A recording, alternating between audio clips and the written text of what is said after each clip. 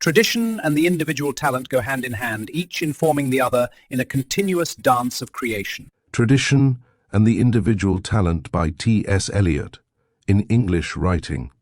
We seldom speak of tradition, though we occasionally apply its name in deploring its absence. We cannot refer to the tradition or to a tradition. At most, we employ the adjective in saying that the poetry of so-and-so is traditional, or even too traditional.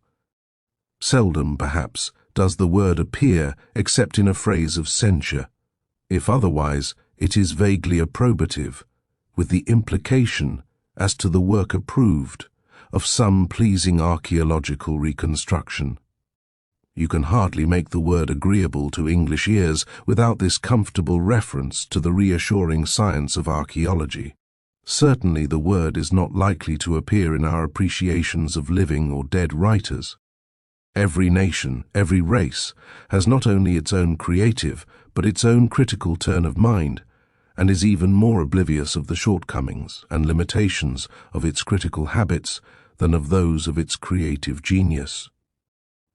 We know, or think we know, from the enormous mass of critical writing that has appeared in the French language, the critical method or habit of the French, we only conclude that the French are more critical than we, and sometimes even plume ourselves a little with the fact, as if the French were the less spontaneous.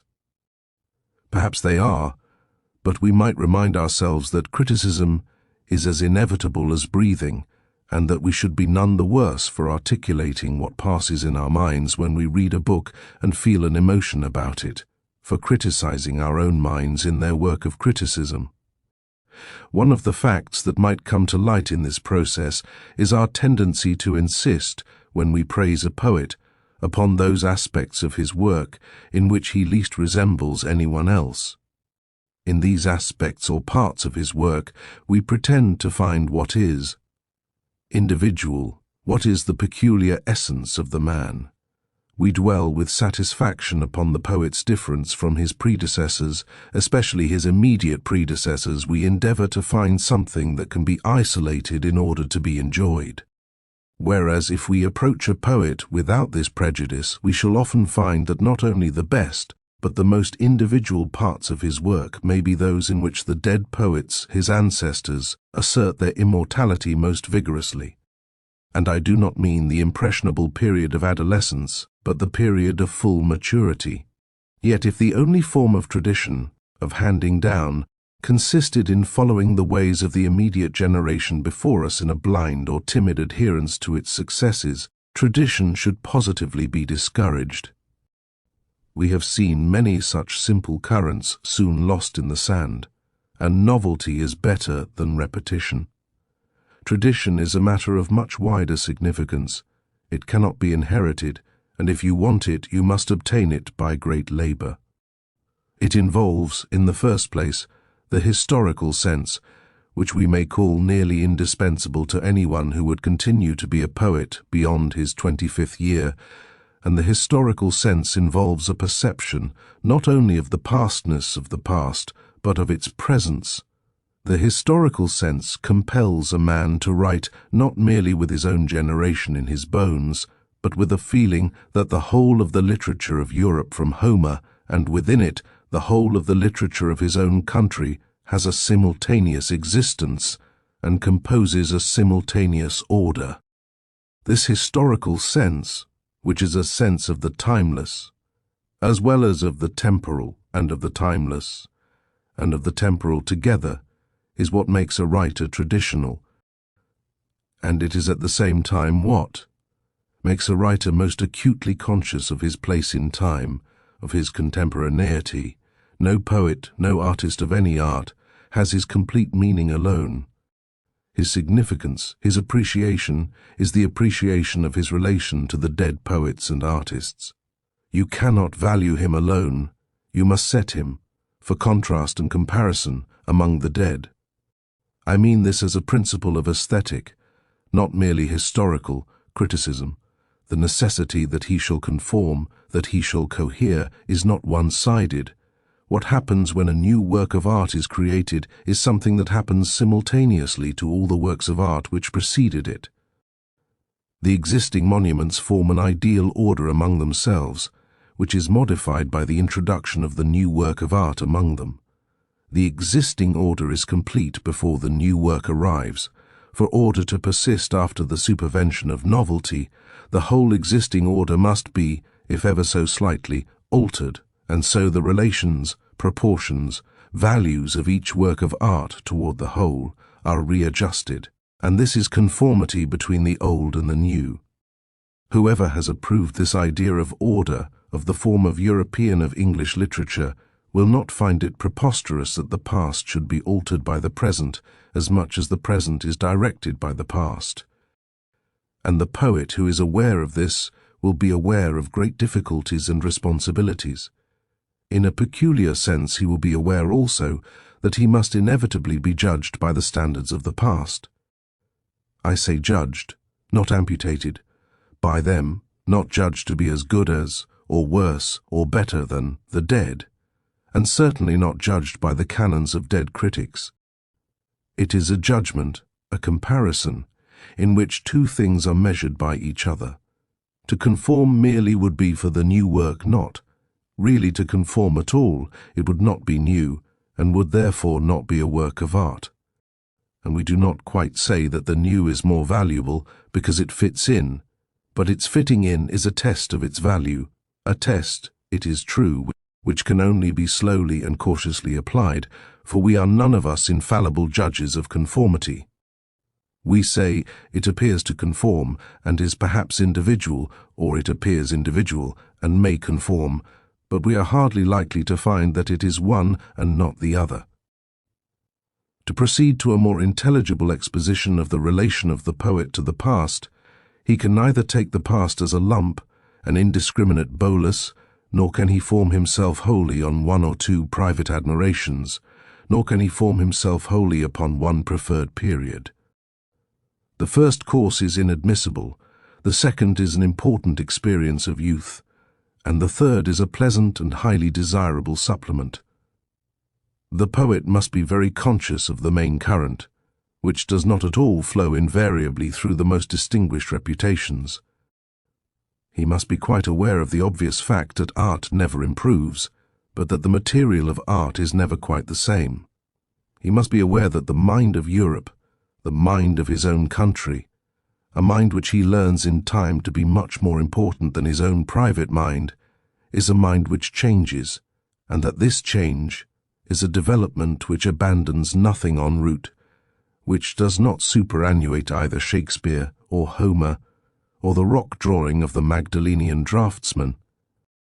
That this development, refinement perhaps, complication certainly, is not, from the point of view of the artist, any improvement, perhaps not even an improvement from the point of view of the psychologist or not, to the extent which we imagine, perhaps only in the end based upon a complication in economics and machinery. But the difference between the present and the past is that the conscious present is an awareness of the past in a way, and to an extent which the past's awareness of itself cannot show. Someone said, "The dead writers are remote from us because we know so much more than they did. Precisely, and they are that which we know." I am alive to a usual objection to what is clearly part of my program for the métier of poetry. The objection is that the doctrine requires a ridiculous amount of erudition, a claim which can be rejected by appeal to the lives of poets in any pantheon. It will even be affirmed that much learning deadens or perverts poetic sensibility. While, however, we persist in believing that a poet ought to know as much as will not encroach upon his necessary receptivity and necessary laziness, it is not desirable to confine knowledge to whatever can be put into a useful shape for examinations, drawing rooms, or the still more pretentious modes of publicity. Some can absorb knowledge, the more tardy must sweat for it. Shakespeare acquired more essential history from Plutarch than most men could from the whole British Museum.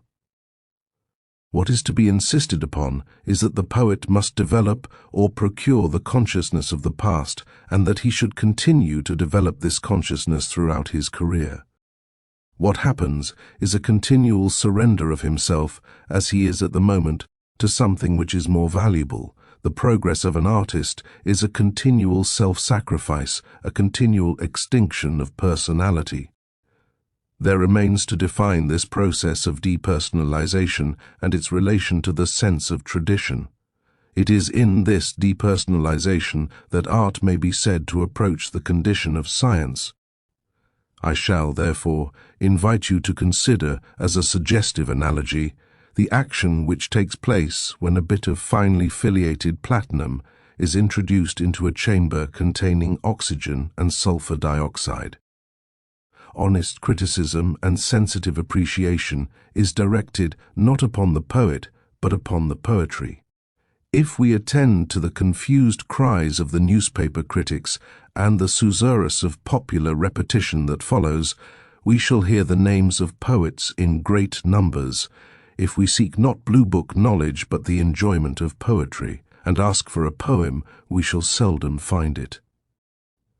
In the last article, I tried to point out the importance of the relation of the poem to other poems by other authors, and suggested the conception of poetry as a living whole of all the poetry that has ever been written. The other aspect of this impersonal theory of poetry is the relation of the poem to its author. And I hinted, by an analogy, that the mind of the mature poet differs from that of the immature one, not precisely in any valuation of personality, not being necessarily more interesting or having more to say, but rather by being a more finely perfected medium in which special or very varied feelings are at liberty to enter into new combinations. The analogy was that of the catalyst.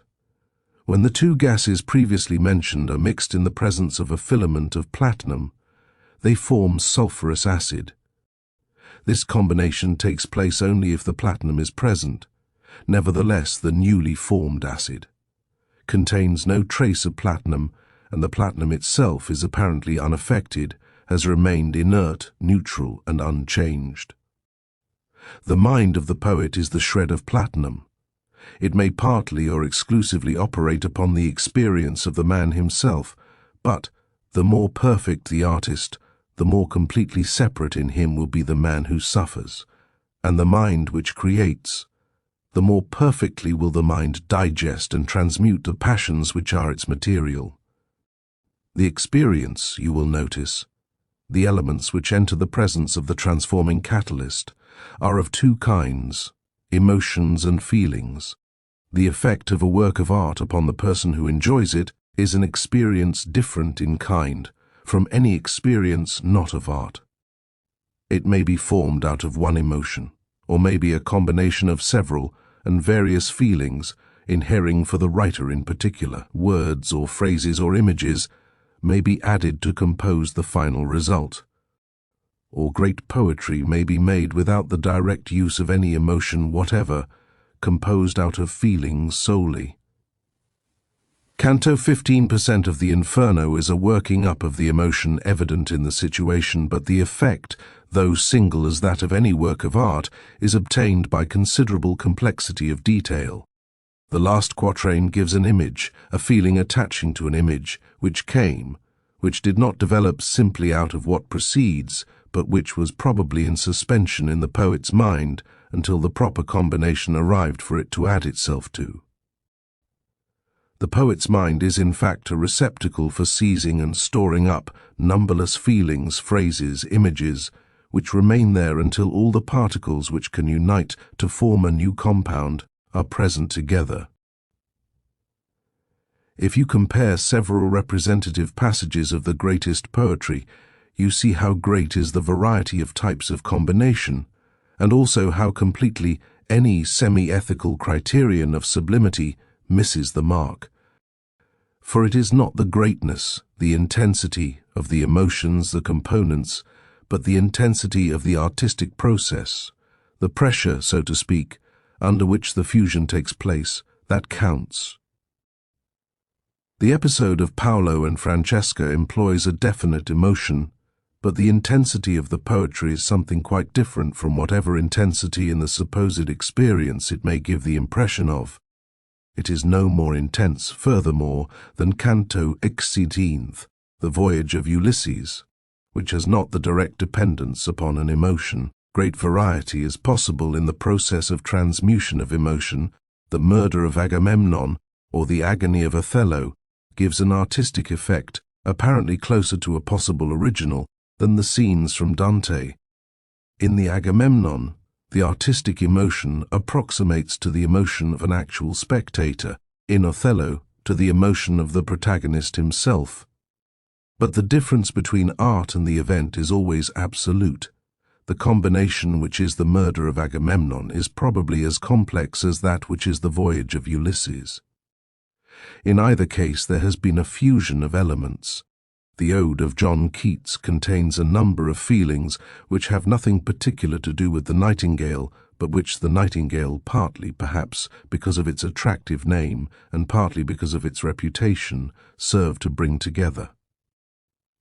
The point of view which I am struggling to attack is perhaps related to the metaphysical theory of the substantial unity of the soul. For my meaning is that the poet has not a personality to express, but a particular medium, which is only a medium and not a personality, in which impressions and experiences combine in peculiar and unexpected ways.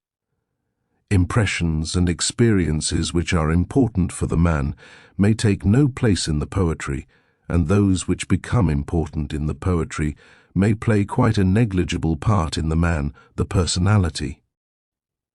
I will quote a passage which is unfamiliar enough to be regarded with fresh attention in the light, or darkness, of these observations, and now methinks I could chide myself for doting on her beauty, though her death shall be revenged after no common action. Does the silkworm expend her yellow labours for thee? For thee does she undo herself? Our lordships sold to maintain ladyships for the poor benefit of a bewildering minute. Why does yon fellow falsify highways, and put his life between the judge's lips to refine such a thing, keeps horse and men to beat their valours for her? In this passage there is a combination of positive and negative emotions, an intensely strong attraction toward beauty, and an equally intense fascination by the ugliness which is contrasted with it and which destroys it. This balance of contrasted emotion is in the dramatic situation to which the speech is pertinent, but that situation alone is inadequate to it. This is, so to speak, the structural emotion provided by the drama. But the whole effect, the dominant tone, is due to the fact that a number of floating feelings, having an affinity to this emotion by no means superficially evident, have combined with it to give us a new art emotion. It is not in his personal emotions, the emotions provoked by particular events in his life, that the poet is in any way remarkable or interesting. His particular emotions may be simple, or crude, or flat. The emotion in his poetry will be a very complex thing, but not with the complexity of the emotions of people who have very complex or unusual emotions in life. One error, in fact, of eccentricity in poetry is to seek for new human emotions to express, and in this search for novelty in the wrong place, it discovers the perverse. The business of the poet is not to find new emotions, but to use the ordinary ones and, in working them up into poetry, to express feelings which are not in actual emotions at all. And emotions which he has never experienced will serve his turn, as well as those familiar to him.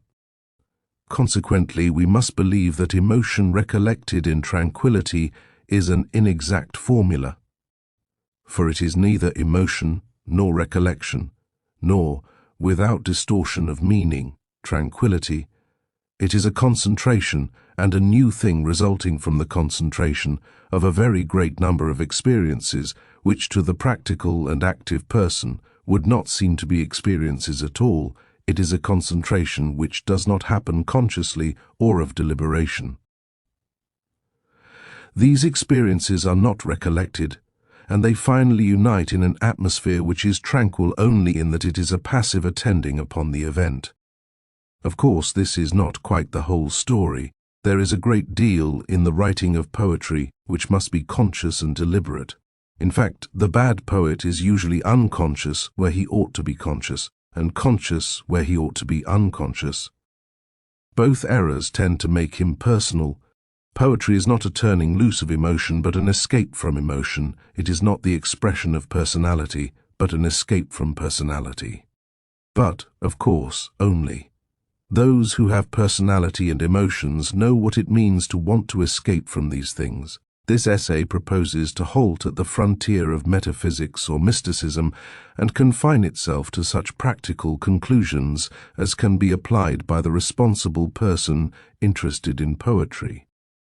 To divert interest from the poet to the poetry is a laudable aim, for it would conduce to a juster estimation of actual poetry, good and bad.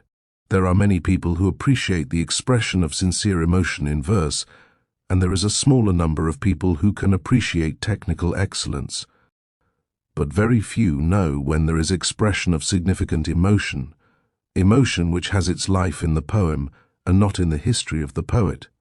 The emotion of art is impersonal, and the poet cannot reach this impersonality without surrendering himself wholly to the work to be done.